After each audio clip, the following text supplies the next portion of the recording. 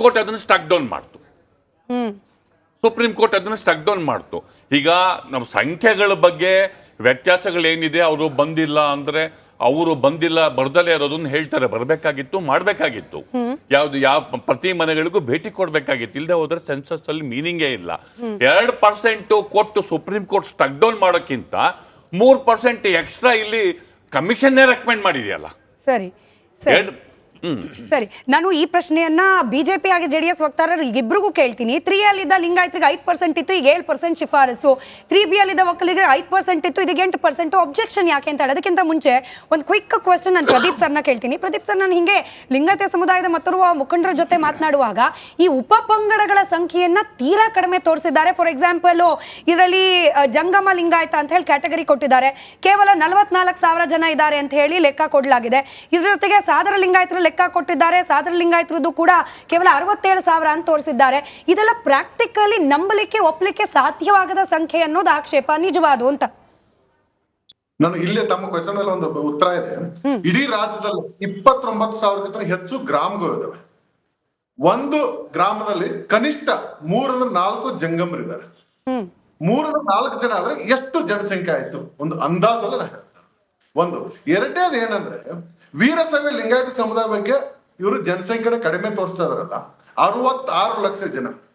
ಹಿಂದೆ ಎಷ್ಟಿತ್ತು ಮತ್ತೆ ಈಗ ಎಷ್ಟಿದೆ, ಇದು ಎಲ್ಲದಕ್ಕೂ ಇನ್ನೊಂದ್ಸಲ ವೈಜ್ಞಾನಿಕ ಸರ್ವೆ ಮಾಡಿ ಸಮಾಜಕ್ಕೆ, ಈಗೆಲ್ಲ ಮುಸಲ್ಮಾನ ಬಾಂಧವರು ಹೇಳಿದ್ರು 1.25 ಕೋಟಿ ಜನಸಂಖ್ಯೆ ನಾವು ಹೊಂದಿದೀವಿ ಅಂತ.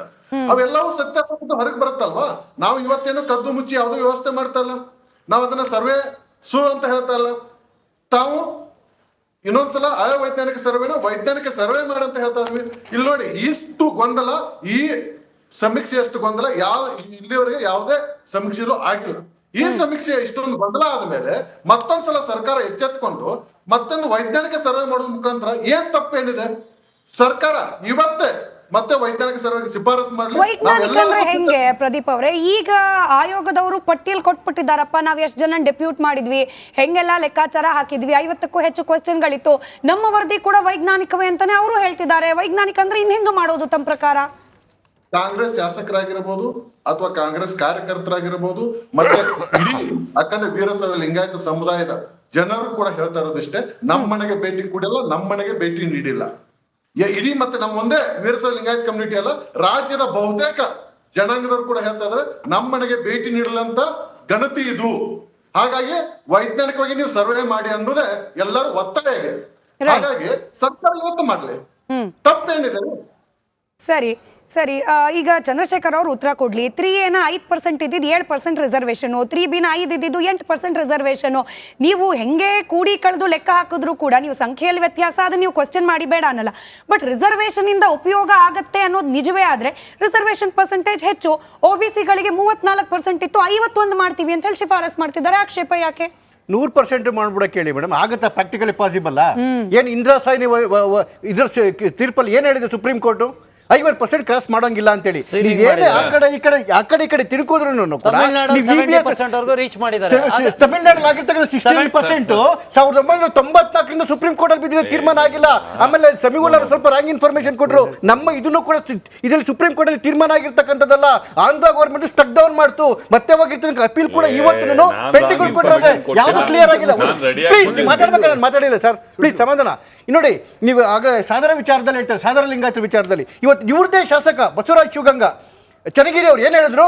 ಅಲ್ರಿ 47,000 ತೋರ್ಸ ನನ್ನ ಕ್ಷೇತ್ರದಲ್ಲೇ 67 ಇದ್ರಲ್ರಿ, ಇನ್ನೇನ್ರಿ ಡೊಂಗಿ ಇದು ಅಂತ ಕೇಳಿದ್ರು. ಅದ್ರ ಅರ್ಥ ಏನು? ಒಂದು ಕ್ಷೇತ್ರದಲ್ಲೇ ಇರ್ತಕ್ಕಂಥದ್ದು ನೀವು ಇಡೀ ರಾಜ್ಯದಲ್ಲಿ ತೋರಿಸಿದ್ದೀರಾ ಅಂತ ಹೇಳಿದ್ರೆ ಯಾವ ರೀತಿಯ ಹುನ್ನಾರ, ಯಾಕೆ ಇದು ಅನ್ಸೈಂಟಿಫಿಕ್ ಡೊಂಗಿ ಅನ್ನೋದನ್ನು ಇದೇ ಕಾರಣಕ್ಕೋಸ್ಕರ. ನೋಡಿ, 84ರಲ್ಲಿ 61% ಇದ್ದಂತಹ ವೀರಶೈವ ಸಮುದಾಯ ಲಿಂಗಾಯತರು 88 ಕೇವಲ 4 ವರ್ಷದಲ್ಲಿ 6% ಜಾಸ್ತಿ ಆಗ್ತಾರೆ. 6% 4 ವರ್ಷದಲ್ಲಿ ಜಾಸ್ತಿ ಆಗಿದ್ರು 30 ವರ್ಷದಲ್ಲಿ 1% ಕಡಿಮೆ ಆಗ್ತಾರೆ. ಎಲ್ಲಿಂದ ನಂಬಲಿಕ್ಕೆ ಸಾಧ್ಯ? ಪ್ರಪೋರ್ಷನೇಟ್ ಬೇಡವಾ ಇದಕ್ಕೆ? ನೋಡಿ, ಈ 2015ರಲ್ಲಿ ಇದು ವರದಿ ನಡಿಬೇಕಾದ್ರೆ ನಾನು ನನ್ನ ಸಮುದಾಯದ ಜಿಲ್ಲಾಧ್ಯಕ್ಷ ಆಗಿದ್ದೆ. 64 ಪಂಚಾಯತಿಗಳಲ್ಲಿ ನಾವು ಸಣ್ಣ ಸಮಿತಿ ಮಾಡಿದ್ವಿ, ಬಂದರೆ ಯಾವ ರೀತಿ ಉತ್ತರ ಕೊಡಬೇಕು, ಯಾವ ರೀತಿ ಇದನ್ನು ಮಾಡಬೇಕು ಅಂತೇಳಿ. 64 ಪಂಚಾಯತಿನಲ್ಲಿ ಒಂದೇ ಒಂದು ಪಂಚಾಯತಿಗೆ ಬಂದಿಲ್ಲ. ಮತ್ತೆ ಎಲ್ಲರೇ ಮಾಡಿದ್ದಾರೆ ಇದನ್ನ? ನಿಮ್ಮನೆಗೆ ಬಂದಿದ್ದೀರಾ ಸ್ಮಿತಾ? ರಾಜು ನಿಮ್ಮನೆಗೆ ಬಂದಿದ್ದಾರಾ? ಸಮೀವುಲ್ಲಾ ಎದೆ ಮುಟ್ಕೊಂಡು ನಿಮ್ಮನೆಗೆ ಬಂದಿದ್ದಾರಾ? ಯಾರ ಮನೆಗೂ ಬಂದಿಲ್ಲ ರೀ. ಅದನ್ನೇ DK ಶಿವಕುಮಾರ್ ಹೇಳ್ತಿರೋದು. ನೋಡಿ, ಮೊದಲನೇ ಸರಿ ಇವರು ಮೊನ್ನೆ ವರದಿ ಬಂದಿದೆ ಯಾವಾಗ? 2017ರಲ್ಲಿ ಯಾರು ಚೀಫ್ ಮಿನಿಸ್ಟರ್ ಅವಾಗ? ಸಿದ್ದರಾಮಯ್ಯರು. ಅವಾಗ ಯಾಕೆ ಕೊಡ್ಲಿಲ್ಲ? ಅದಾದ್ಮೇಲೆ ವರದಿ ಮತ್ತೆ ತಿರ್ಗಾ ಟೇಬಲ್ ಮಾಡಬೇಕು ಅಂತ ಹೇಳಿ 2023ರಲ್ಲಿ. ಆಮೇಲೆ ಯಾಕೆ ಮಾಡ್ಲಿಲ್ಲ? ಇಷ್ಟು ವರ್ಷ ಯಾಕೆ ಮಾಡ್ಲಿಲ್ಲ? ಅಂದ್ರೆ 2018ರಲ್ಲಿ ಎಲೆಕ್ಷನ್ ಇತ್ತು, ಆ ಟೈಮಲ್ಲಿ ಮುಟ್ಟೋದು ಬೇಡ. 2024ರಲ್ಲಿ ಎಲೆಕ್ಷನ್ ಇತ್ತು, ಆ ಟೈಮಲ್ಲಿ ಮುಟ್ಟೋದು ಬೇಡ. ಇವ್ರು ಯಾವಾಗ ಮುಟ್ಟಬೇಕು ಅಂತ ಹೇಳಿದ್ರೆ ಇಡೀ ಜನ ಎಲ್ಲ ಕ್ಯಾಕ್ ಟೂ ಅಂತ ಉಗಿಯಂತ ಸಂದರ್ಭದಲ್ಲಿ ಬೆಲೆ ಜಾಸ್ತಿ ಆಗಿ ಭ್ರಷ್ಟಾಚಾರಕ್ಕೆ ಅಥವಾ ಇವ್ರ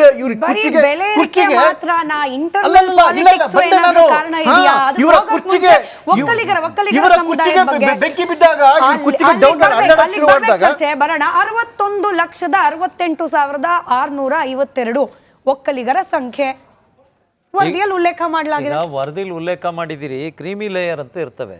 ಕ್ಯಾಟಗರಿ 3A ಮಾಡ್ಕೊಂಡಿದ್ರಿ. ಕ್ರೀಮಿ ಲೇಯರ್ಗಳಿಗೆ ನೀವು ಕ್ಯಾಟಗರಿ 3 ಒಳಗೆ ಸಣ್ಣ ಸಣ್ಣ ಉಪಜಾತಿಗಳು ಬರ್ತವೆ.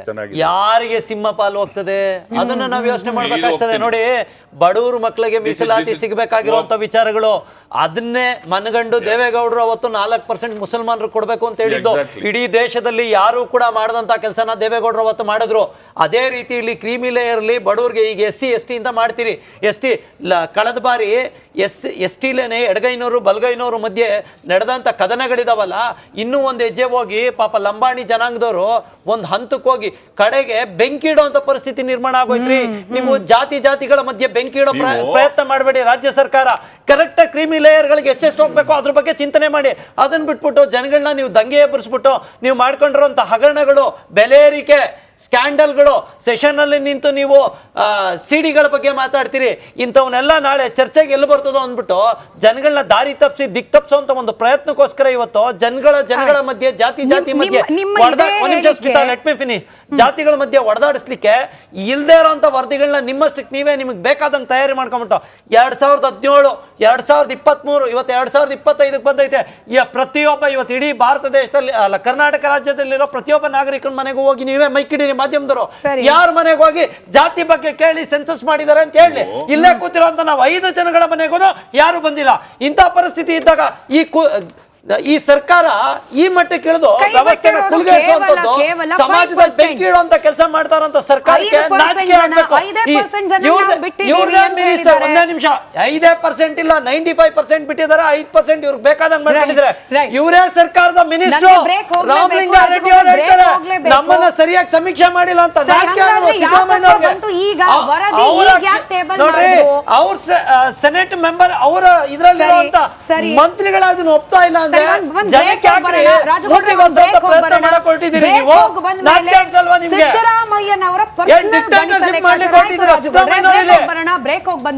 ಸಿದ್ದರಾಮಯ್ಯನವರ ಪರ್ಸನಲ್ ಗಣಿತದ ಲೆಕ್ಕಾಚಾರ ಏನಾದ್ರೂ ಇದೆಯಾ? ಈ ಸಂದರ್ಭದಲ್ಲೇನೆ ಈ ವಿಚಾರವನ್ನ ಮುನ್ನೆಲೆಗೆ ತರಲಿಕ್ಕೆ